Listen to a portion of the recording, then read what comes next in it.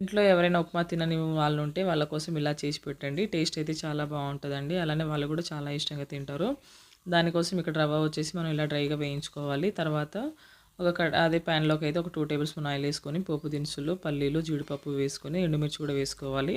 అవి కాస్త ఫ్రై అయిపోయిన తర్వాత ఇందులోకి ఆనియన్, పచ్చిమిర్చి, క్యారెట్ అలానే టమాటా ముక్కలు, కరివేపాకు వేసుకోవాలి. ఇందులో కొంచెం సాల్ట్ కూడా వేసుకొని ఒకసారి బాగా కలుపుకోవాలి.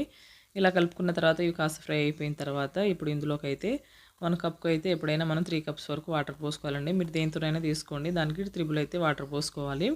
సో, ఇలా వాటర్ పోసుకొని ఇప్పుడు కొంచెం సాల్ట్ వేసుకొని అయితే సరిపోయిందో లేదో చూసుకొని ఒకసారి బాగా కలుపుకొని, తర్వాత ఇప్పుడు హై ఫ్లేమ్‌లోనే పెట్టేసి ఇప్పుడు ఇలా వాటర్ బాయిల్ అవుతున్నప్పుడు ఇప్పుడు ఇందులోకి రవ్వ వేసుకోవాలి.